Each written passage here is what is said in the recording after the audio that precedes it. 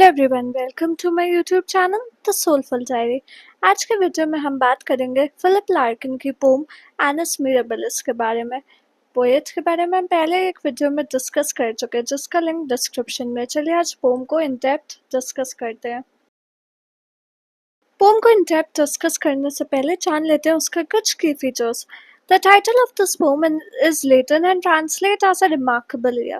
The phrase is borrowed exactly from a John Dryden poem of the same name that told the story of 1666 that included a British naval battle against the Dutch and the Great Fire of London.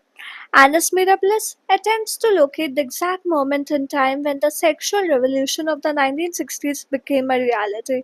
Larkin suggests that sex itself began in 1963, between the time when Lady Catherine's Lover by D.H. Lawrence was no longer banned and when the Beatles released their first album. Relationships before this point had been largely focused on marriage, which Larkin describes as a wrangle for the ring. After this point, sexual relations were freed and more of a game. Larkin believes that the game was unlosable but mentions that the sexual revolution came slightly too late for him. Poem को in depth discuss करते stanza 1 Sexual intercourse began in 1963, which was rather late for me, between the end of the Chatterley ban and the Beatles' first LP. Up to then, there would only been a sort of bargaining, a wrangle for the ring, a shame that started at 16 and spread to everything. Stanza 3 Then all at once the quarrel sank, everyone felt the same, and every life became a brilliant breaking of the bank, a quite unlosable game. Stanza 4 So life was never better than in 1963, though just too late for me, between the end of the Chatterley ban and the Beatles' first LP. The poem is built on a simple structure of four stanzas. The first and fourth lines rhyme as to the second, third, and fifth lines. The fourth stanza is a repeat of the first with the one line slightly changed. The first stanza establishes the conceit of the poem. The poem describes the sexual revolution of the 1960s and the increased sexual freedoms enjoyed in British society, but makes a declarative statement that sexual intercourse began in 1963. This creates an immediate divide between sex and that occurred before 1963 and the sex that occurred after. The second stanza explains that before 1963 was simply a matter of marriage and was more akin to a quarrel or an argument that what came later. Larkin also describes the shame that begins with sex and then spreads to the rest of one's life. Sex before 1963 was a shame, including tussle for marriage. The third stanza describes sex after 1963.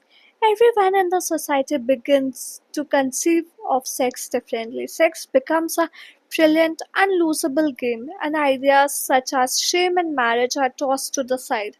The breaking of the bank described by Larkin suggests the image of a river beginning to overflow. Decades of repression and shame have created a swelling of sexual desire in the society. The wave of sexual freedoms that came after 1963 are like a river suddenly breaking its banks. The final stanza of the poem introduces a tinge of regret.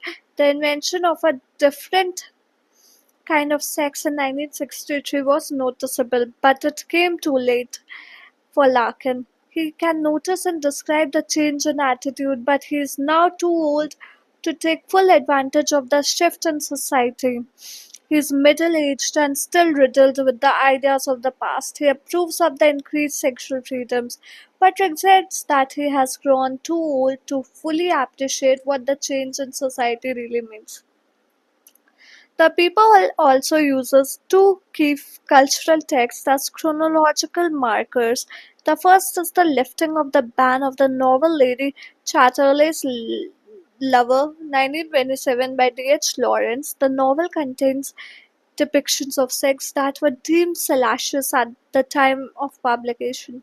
This portrayal of sex meant that the book was banned in Great Britain until 1960, when an obscenity trial deemed that the full unabridged version of the novel could finally be published.